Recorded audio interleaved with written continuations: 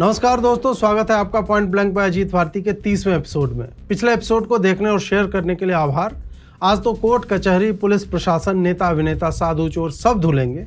देखते क्या है, सब्सक्राइब कीजिए, घंटी बजाइए और बिलियन तक पहुंचा दो यार, बिलियन तक। सुप्रीम कोर्ट ने एक जज साहब ने पॉक्सो केस की सुनवाई के समय बताया कि 15 से 18 की आयु प्रयोग करने की होती है और माता पिता सम्मान बचाने के लिए पॉक्सो का केस कर देते हैं दूसरे पक्ष पर। उनका कहना था कि सहमति से कई बार संभोग होता है और अल्पवयस्क किशोर किशोरियां एक्सपेरिमेंट करते हैं, उनके शरीर में कई परिवर्तन होते हैं, तो इस पर पॉक्सो की गंभीर धाराएं उचित नहीं लगती। जज साहब को इस 15 से 18 वाली बात को वैज्ञानिक आधार पर 9 से 18 कर देनी चाहिए, क्योंकि शारीरिक परिवर्तन यानी प्यूबर्टी तो इसी आयु से आरंभ हो जाती है। इंस्टा और ट्विटर पर ऐसे लड़के लड़कियों के वीडियो से पटा पड़ा है सब कुछ, जो भाग भाग कर विवाह कर रहे हैं। वस्तुतः कोर्ट को तो विवाह की आयु ही कम करके 10 वर्ष कर देनी चाहिए, ताकि यह बालिग नाबालिग का झंझट ही समाप्त हो जाए। क्योंकि टीनेजर्स जब प्रयोग करेंगे तो प्रयोग के परिणाम भी आएंगे, फिर उस परिणाम को पालना पड़ेगा या फेंकना पड़ेगा। पालने के लिए विवाह आवश्यक है और फेंकने पर अमर अकबर एंथनी हो जाएंगे।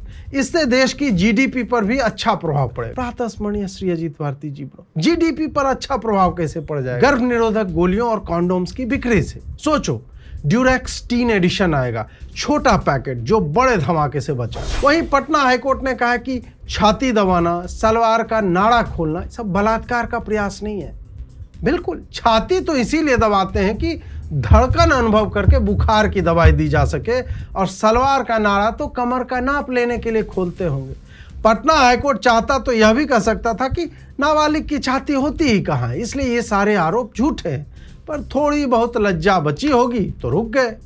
ऐसा ही एक आदेश पूर्व में इलाहाबाद हाईकोर्ट ने दिया था, जिसमें बिल्कुल यही नाड़ा खोलना, छाती दबाना और पुलिया के नीचे एक नाबालिग लड़की को खींच लेना रेप का प्रयास नहीं माना था। संभवतः उनका मानना होगा कि पुलिया के नीचे छांव में बैठकर लूडो भी तो खेलने बुला सकते हैं। दोस्त यार में तो ये सब होता रहता है। अच्छी बात यह है कि सीजे सूर्यकांत ने कहा है कि इस पर वो विस्तृत निर्देश देंगे कि बार बार जज लोग बिना रिसर्च के ऐसे निर्णय क्यों दे देते हैं। जी जज साहब, लेकिन ऐसे जजों पे कोई जांच वांच मत बिठा दीजिएगा कि ये लोग पढ़ते नहीं हैं या आत्मा किसी द्रव्य के भार तले दब जाती है। आप पर भी एक भार डाल रहा हूं, आप में से 60% लोग यानी हर 10 में से 6 ने सब्सक्राइब नहीं कर रखा है। कैजुअल व्यूअर क्यों बने घूम रहे हैं? सब्सक्राइब कर लो। हर 2-3 दिन में एक ऐसा एपिसोड आता है जहां आपके लिए न्यूज़ भी कवर हो जाते हैं और चुभता हुआ कटाक्ष भी देखने सुनने को मिलता है। जब सुनना ही है, आनंद आ ही रहा है, तो सब्सक्राइब कर लो और हमारी सहायता कर दो यार। नहीं अच्छा लगे तो अनसब्सक्राइब कर लेना। टैप करने में 2-4 कैलोरी ऊर्जा खर्च होगी और क्या होगा ज़्यादा से ज़्यादा। वहीं मणिपुर के मुख्य न्यायाधीश रहे एक जज साहब ने अपनी गैस की एजेंसी डाली हुई थी। देखिए, सुप्रीम कोर्ट तो जानता है कि जज लोग कुछ भी अनैतिक कार्य करते नहीं और चैप्टर ही हटवा देते हैं, डिजिटल ट्रेस मिटवा देते हैं। पर आप जज साहब की पीड़ा देखिए। एक तो दिल्ली हाईकोर्ट से मणिपुर जैसे जगह पे गए। दिल्ली हाईकोर्ट में बहुत ही उच्च कोटि के जज हुए थे श्री यशवंत वर्मा जी, जिनके घर से नोटों की जली हुई बोरियां मिली और सरकार उनकी अधोझटाओं का बाल भी नहीं उखाड़ सकी। आराम से रिटायर हुए अपनी मर्जी पे और पेंशन पा रहे होंगे। अब संगत का असर तो पड़ेगा ही। मणिपुर में दिल्ली वाली बात है नहीं, कोई चेक भी नहीं करता, और यदि कोई पूछ दे कि लड़का करता क्या है तो उत्तर आएगा कि जज है। फिर पूछा जाएगा, जज होना तो ठीक है, पर करता क्या, इसके अलावा और क्या करता है? तब यदि उसी समय आप कह दें कि गैस की एजेंसी भी डाल रखी है, तो आपका मार्केट कैप सीधा अपर सर्किट हिट कर जाएगा। अब ये भ्रष्टाचार थोड़े हुआ। जैसे कोई मंत्री है और उसने गन्ने का खेत लगाया हुआ है और बेटे का एक एथेनॉल का प्लांट भी डलवा दिया एक बेटे को, या कोई मंत्री है और सरकार से 1 करोड़ की सब्सिडी ले ली खीरा उगाने के लिए, कृषि मंत्रालय का ही मंत्री हो। जब बाकी लोग 2-2 काम कर सकते हैं तो जजों को केवल वकील, पुलिस और केस के वादी प्रतिवादी पर ही छोड़ दिया जाए। ये कहाँ का न्याय हुआ जज साहब? महाराष्ट्र में अभी एक कमिश्नर साहब आए हुए हैं जिन्हें 21 वर्षों में कुल 25 ट्रांसफर मिले। तुकाराम जी ने आते ही छापे मारने आरंभ कर दिए। पता चला कि वहां दूध में डिटर्जेंट मिलाया जा रहा था। छापे पड़े और कई जगह तो बिना छापे के ही लोगों ने दूध नदी नालों में बहाना आरंभ कर दिया। नहीं, गृहिणियों का कहना है कि डिटर्जेंट नहीं मिलाना चाहिए था, और मिलाया ही तो बता देते ताकि हम लोग बचे दूध को जल में मिलाकर थोड़ा कपड़ा उपड़ा जो है धो लेते। और तुकाराम जी को देखिए कि आते ही जाने वाले कार्य आरंभ कर दिए। इसी कारण तो ट्रांसफर होता है बार बार। अब आए तो पहले उनको सिस्टम को समझना चाहिए था कि चीजें कैसे काम करती हैं, फिर लोगों को बुलाकर मीटिंग करते कि देखो पता चला है कि दूध में डिटर्जेंट मिलाते हो तुम लोग। फिर वो कहते कि सर हम लोग आपकी सैलरी में भी चाहे आप तो E85 का आनंद दे सकते हैं, हाई ऑक्टेन एकदम रहेगा। उनका भी काम चलता, आपका भी। बच्चे विदेशों में पढ़ते, वहाँ से YouTube के वीडियो बनाते या जो भी अन्य काम करते। आप भी मुंबई जैसे शहर में 2-3 विला ले लेते। दूध पीने के पसीने से ही डिटर्जेंट निकलता तो उनका कपड़ा साफ करने की आवश्यकता नहीं होती। लेकिन सत्य निष्ठा और कर्तव्य परायणता का ऐसा कीड़ा काट रखा है। ऐसे ही बताए शिरडी में नकली पेड़ा मिला तो बुलडोजर से फिकवा दिया, जबकि बुलडोजर से दूसरे कार्य होते हैं जिससे अधिक फुटेज मिल सकती थी। मिलावट से ध्यान आया कि E20 पर पेट्रोल पंप वालों ने कहा है कि उनके पास जो भंडारण हेतु टैंक थे वो तो शुद्ध पेट्रोल के लिए थे, नॉर्मल वाले के लिए, लेकिन एथेनॉल तो नमी खींचता है, इसलिए अब लोगों को समस्या हो रही है। हरदीप पुरी इस बात पर उग्र होकर कह रहे थे कि E10, E20 और प्योर पेट्रोल के लिए अलग अलग टैंक बनवाएंगे तो खर्चा बहुत हो जाएगा, इसलिए आप अपनी गाड़ी में थोड़ा सा मॉइस्चर इनका बस चले तो वो भी मिलवा देंगे, इसलिए आप अपनी गाड़ी में थोड़ा सा मॉइस्चर वातावरण से ले लो। बाकी पेट्रोल पंप वाले उसमें लिम्का, माजा, लीची जूस स्वयं मिलाकर दे देंगे आपको। फिर सरकार ने सोचा होगा कि जब हम पेट्रोल पंप की इतनी बड़ी टंकी में हजारों लीटर एथेनॉल ब्लेंड पेट्रोल रख रहे हैं और पंप खराब नहीं हो रहे, तो कार और बाइक की टंकी में 10-20 लीटर ही तेल डलता है, वो कैसे खराब हो जाएगा। ऐसे में पेट्रोल पंप मालिकों ने सोचा कि जब सरकार 20% मिला रही है और फ्यूल नमी खींचता है, ऐसा विज्ञान कहता है, तो हम पेट्रोल को देश हित में नमी खींचने में ऊर्जा क्यों व्यर्थ करने दें, हम खुद ही मिला देते हैं नमी इसमें। तो बेचारे नमी मिलाने लगे और गाड़ियों के फ्यूल सिस्टम खराब होने लगे। पर आप चिंता मत कीजिए, यदि आपकी गाड़ी कहीं खराब होती है तो आप इस वेबसाइट पे जाइए, शिकायत कीजिए लिखित में, फिर गडकरी जी स्वयं उसे मॉनिटर करेंगे और समाधान भी देंगे।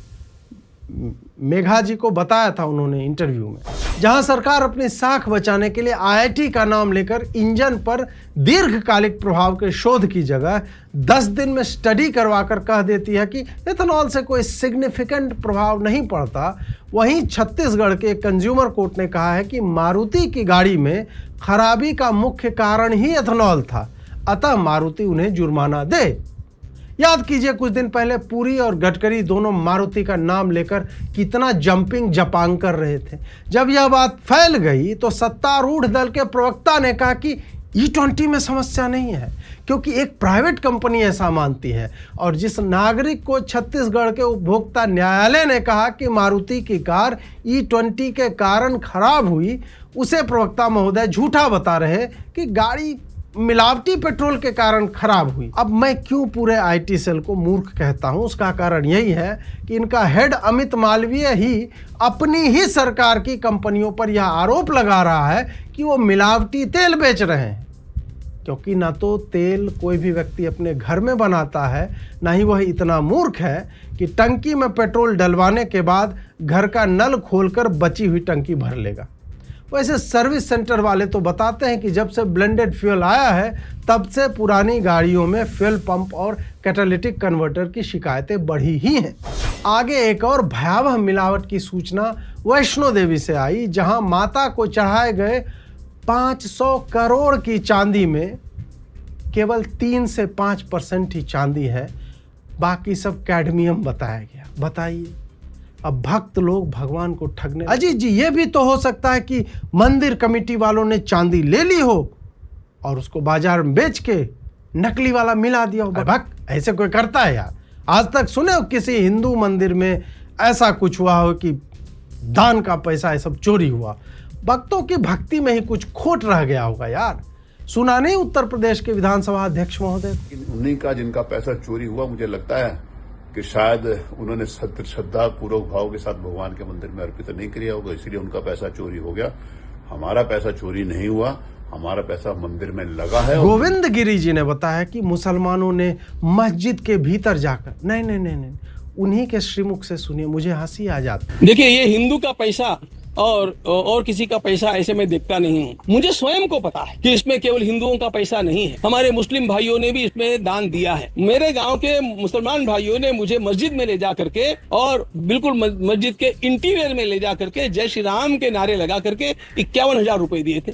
इसलिए ये हिंदू का पैसा और हिंदू ऐसा इसमें विचार नहीं कर, राम भक्तों का यह धन है। एक तो मुझे ऐसे ट्रस्टियों पर ट्रस्ट नहीं होता जो कहीं से भी खींचकर मुसलमान का एंगल ले आएंगे कि नहीं उन्होंने भी योगदान दिया था। इससे गोविंद गिरी साबित क्या करना चाह रहे हैं?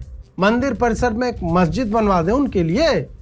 हिंदुओं का दुर्भाग्य है कि ऐसे निर्लज्ज और शत्रुबोधहीन व्यक्ति ऐसे महत्वपूर्ण पदों पर बने हुए हैं जो 1 मिनट के लिए अपने स्थान विशेष में घुसे सेकुलरिज्म का कीड़ा बाहर नहीं रख सकते।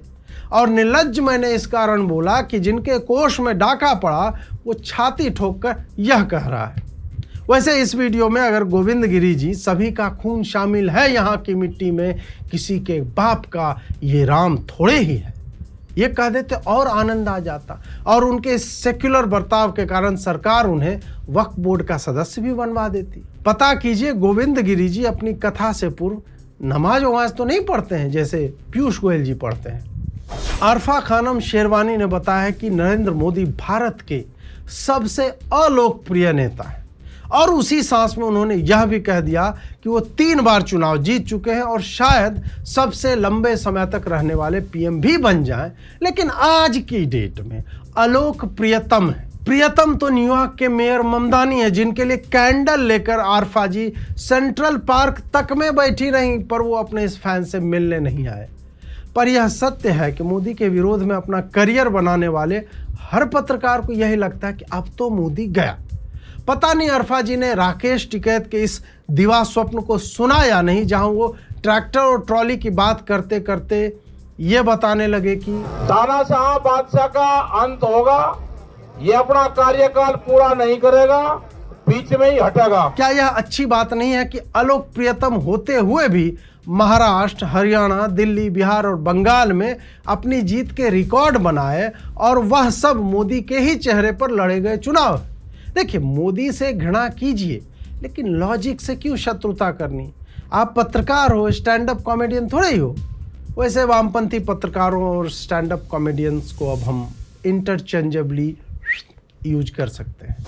अभी भी बिना सब्सक्राइब किए देख रहे हो, अब तो सब्सक्राइब कर लो यार। लेटेस्ट एपिसोड टाइम से नहीं चाहिए क्या तुम्हें? विचित्र व्यक्ति हो एकदम से। बिहार में एक व्यवसायी बंटी यादव की हत्या करके उन्हें खेत में फेंक दिया गया। सेक्स रैकेट पर स्वर उठाने वाले बंटी यादव को रवीश, उसके भाई बजरंगी और एक ऑटो चालक ने उठाया, फिर किन्नरों की बस्ती में ले जाकर मारा और फिर खेत में दफना दिया। बिहार पुलिस पिछले कुछ समय से भारत तिवारी एनकाउंटर, सारण राजपूत बालिका केस, पटना भूमिहार बालिका आत्महत्या केस आदि के कारण चर्चा में थी और उसे सवर्ण विरोधी कहा जा रहा था। हालांकि एक यादव युवक के अपहरण पर चुप रहकर उन्होंने सर्वजाति समभाव की अप्रतिम मिसाइल कायम की है, जिसके लिए मोदी जी स्वयं उन्हें अपने हाथों से 26 जनवरी को पुलिस मेडल से नवाजेंगे। सम्राट चौधरी के आने से बहुत परिवर्तन हुआ है। पहले जंगल राज था, पुलिस राज है। और पुलिस राज मतलब यह मत सोच लीजिएगा कि कानून का राज हो गया और पुलिस ने एकदम बढ़िया प्रबंध कर रखा। नहीं। बिहार पुलिस का पूरा ध्यान सम्राट चौधरी की छवि बचाने का है। होम मिनिस्टर भी है वो। बेचारों के प्रिंटर का इंक समाप्त हो जाए इतना काम कर रहे हैं यह देखने में कि मुख्यमंत्री जी के विरोध में कौन क्या लिख रहा है। अंग्रेजी इनकी 2 कौड़ी की है, कानून का ज्ञान इनको ढेले भर का नहीं है और इंटरनेट मीडिया कैसे कार्य करती है इसमें इनकी कोई अभिरुचि है नहीं। रैंडम नोटिस भेजते हैं, फिर उस नोटिस की आलोचना पर पुनः नोटिस भेजते हैं। मुख्यमंत्री को भोजपुरी में अपने बड़ाई में गाने और घटिया स्केच को देखकर मुस्कुराने से फुर्सत नहीं है, तो उसको भैया देखिए ना भैया, आपके बारे में गलत लिख रहा था भैया और हम पुलिस से बोलकर नोटिस भिजवा दिए भैया, अच्छा किया ना भैया। भैया भी प्रसन्न की, बहुत बढ़िया, तुमको चुनाव लड़वाएंगे अगली बार। बाकी पुलिस क्या कर रही है बिहार में वो हमें नहीं पता।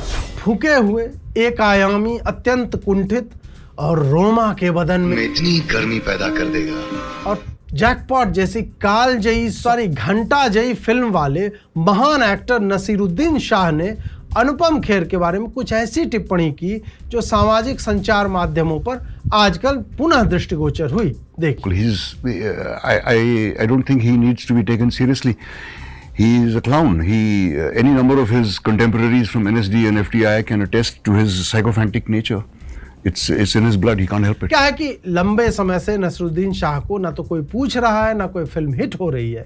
पिछले 26 वर्षों में 115 फिल्मों में काम करने वाले नसीर की केवल 2 फिल्में इश्किया और अ वेडनेसडे सोलो हिट रही हैं और कुल अन्य 8 फिल्मों का ही वो हिस्सा रहे जो हिट कहलाई जा सकती है, यानी 2% से भी कम का हिट अनुपात। और यदि अनुपम खेर इतने ही खराब और सिकोफेंट थे और उनके हर मित्र जो NSD FTI के हैं ये सब बताते थे, तो आपने 10 फिल्मों में उनके साथ काम क्यों किया? कॉकरोच आंदोलन में सोनम वांगचुक के लिए उनकी भी छाती से दूध उतर रहा है जिनकी छाती नहीं है या जिनकी है पर किसी का उसमें कोई इंटरेस्ट नहीं है। जिसको देखो अचानक से सोनम वांगचुक के लिए चूड़ियां तोड़ रहा है, पर उसके लिए 18 दिन की प्रतीक्षा की क्योंकि विराट कोहली के टी-शर्ट का नंबर है ना। स्टेज पर केजरीवाल, टिकैत, स्वरा, डिम्पल, सरोज, प्रकाश राज, कुणाल कामरा आए, वहीं घर से सपोर्ट देने वालों में इंस्टाग्राम की स्टोरीज जो है भरी हुई। पहलवानों ने भी समर्थन किया। नहीं, ये नहीं, ये तो स्वरा भास्कर है। ये भी नहीं यार, ये तो शत्रुघ्न सिन्हा जी के बेटे हैं। फिर तो अजीत जी कोई है नहीं पहलवान। स्वरा के आगे वाले को पहलवान, हाँ उन्हीं के बारे में मैं कह रहा था। वैसे साक्षी मलिक या खाप मेडलिस्ट दीदी ने भी समर्थन शायद नहीं दिया। बताओ यार, वामपंथियों में ऐसी फूट पड़ गई, तुम लोग राइट विंगर्स की तरह साले बिहेव करने लगोगे। पर एक बात तो है कि सरकार ने बहुत अच्छा काटा है सोनम का। हमारे जैसे लोगों तक बात पहुंचाई गई कि रिशफल होगा, हमने ट्वीट कर दिया। दीपके को भी लगा होगा और उसका क्रेडिट उसे मिल जाएगा। US में ना तो नौकरी मिलनी थी और आइस वाले सीधे गोली मार रहे थे। ऐसे में अंबेडकर की किताब, हिमेश की टोपी और चूत के आश्वासन पर भारत आ गया। फिर सोनम वांगचुक को तैयार किया कि इस बार वाला अनशन जो आपका सफल होगा और आपको एक सफल आंदोलन इस जीवन में मिल जाएगा। पिछले में तो आपके कारण 4 लोग मर गए थे। सोनम ने सोचा कि हिमालयन योग में तो वैसे भी 20 दिन डिटॉक्स के लिए करते ही हैं उपवास, तो यहाँ नाम भी होगा, क्रेडिट भी मिलेगा कि मोदी को झुका दिया। और क्या चाहिए जीवन में? बस यही थोड़ी सी कैलकुलेशन मिस्टेक हो गई और अब तिलचट्टे एक ऑनरेबल एग्जिट खोज रहे हैं कि कैसे अनशन तुड़वाया जाए, क्योंकि मोदी का तो कोई कैबिनेट रिशफल दिख नहीं रहा है अभी होता हुआ। मुंह से मैं उनसे कहूं कि सर छोड़ दो सब। हाँ, अगर ऐसा होता कि यहाँ पर 20,000 लोग इस जंतर मंतर में भरे हुए होते, लेकिन ये तो मुझे कहीं से सुनाई नहीं दे रहा। लोग कह रहे हैं बंद कर दो, बंद कर दो। उस इंसान को मैं एक डिसऑनरेबल एग्जिट के लिए मैं कैसे कहूं? उतने दिन सोनम जी चल भी नहीं पाएंगे, चाहे बाथरूम में ही क्यों ना बैठ के खा रहे हो। और सोनम वांगचुक का दुर्भाग्य देखिए कि उनके जो समर्थक उनके नाम पर 3 इडियट्स का फुंगशुक वांगड़ू उसको बनाए घूम रहा है, उस पर आमिर खान ने हाल ही में ये कह दिया। That is a misconception. Okay. I didn't know about Mr. Sonam at that time when we were doing the film 3 Idiots. Pakistan में लोग फट रहे हैं और सरकार की तो वैसे ही फटी हुई है।